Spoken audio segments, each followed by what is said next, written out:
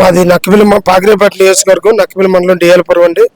మాకు అనిత గారు home minister గారు మా ఎమ్మెల్యే గారు అయితే నేను గతంలో చంద్రబాబు నాయుడు గారు పందిర్తిలో 6 జిల్లాల మత్స్యకారుల సమావేశం ఏర్పాటు చేసినప్పుడు పాకిరేపేట కాన్స్టిట్యున్సీ నుండి అనిత మేడం గారు నన్ను అక్కడ మత్స్యకార సమస్యల మీద చంద్రబాబు నాయుడు గారి దృష్టికి సమస్యలు తీసుకెళ్ళడానికి నాకు అవకాశం కల్పించారు.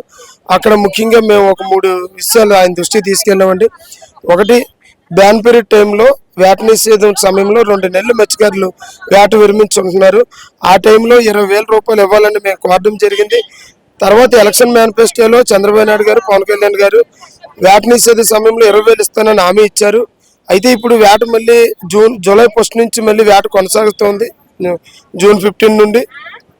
అయితే ఇప్పుడు మళ్ళీ వేట 2 నెలల తర్వాత ప్రారంభించారు.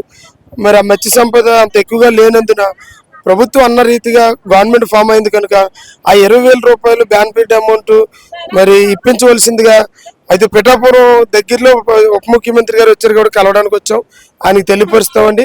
నెక్స్ట్ ఇంకోటి ఏంటంటే, గత ప్రభుత్వము మత్స్యకారుడు 300 యూనిట్లు పర్ మంత్ విద్యుత్ ఉపయోగించినట్లయితే ఆ కుటుంబంలో ఉన్న ఆ మత్స్యకారులకి బ్యాన్ పీరియడ్ క్యాన్సిల్ చేసేసాడండి.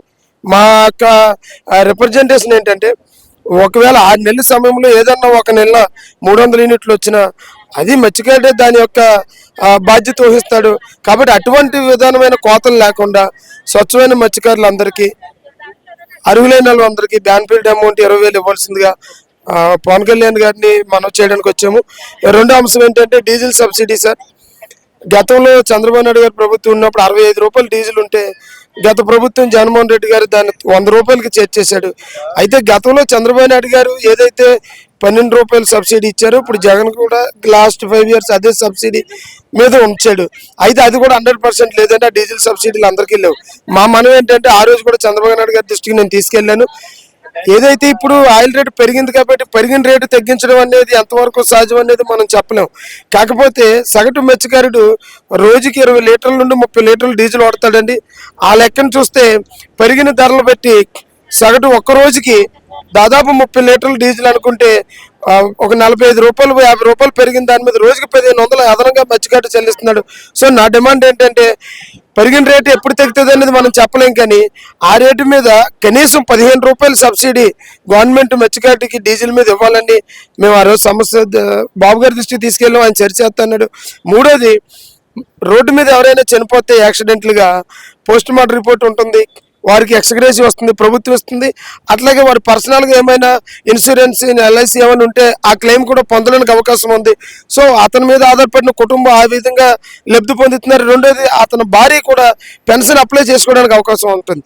అయితే దురదృష్టవశాత్తు సముద్రంలో చనిపోయిన మత్స్యకారుడికి మిస్సింగ్ రాసేస్తున్నారు సార్ 7 ఇయర్స్.